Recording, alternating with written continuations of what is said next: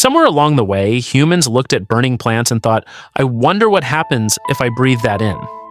That curiosity turned out to be one of the most persistent habits in human history, and it's a lot older than the cigarette packet in your grandpa's jacket pocket.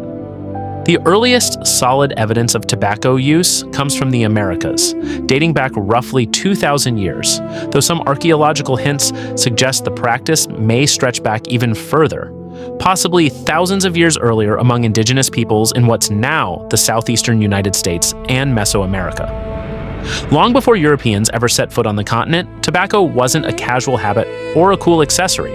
It was deeply spiritual. Indigenous cultures used it in religious ceremonies, healing rituals, and diplomatic exchanges, often smoked through pipes as a way to seal agreements or honor the divine.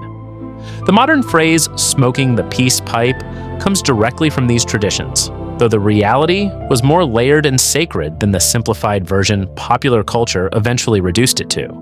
Then came 1492, and Christopher Columbus's crew, apparently the first Europeans to witness indigenous Caribbean peoples smoking rolled tobacco leaves, were reportedly baffled and mildly alarmed by grown adults intentionally inhaling smoke for pleasure.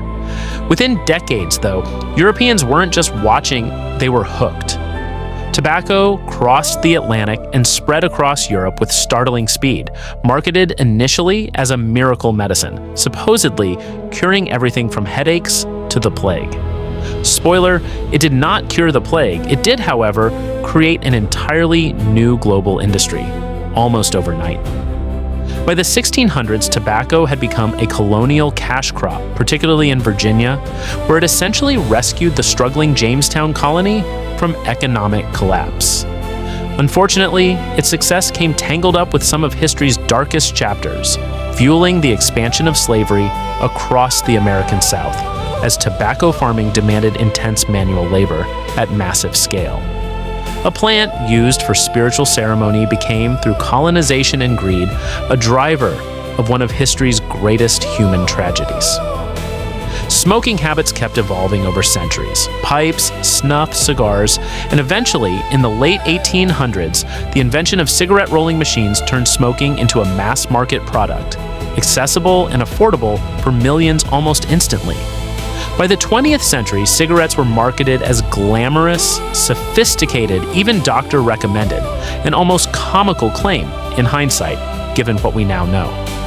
It took until the 1950s and 60s for major scientific studies to firmly link smoking to cancer and heart disease, triggering decades of public health battles, warning labels, and advertising bans that continue shaping policy today. So the next time someone casually mentions smoking like it's purely a modern habit, remember? It's a 2,000-year-old spiritual practice, twisted through colonization, capitalism, and marketing into one of the most studied and regulated substances on Earth. Humans have been setting plants on fire and breathing the results for millennia. We just got a lot better at packaging it.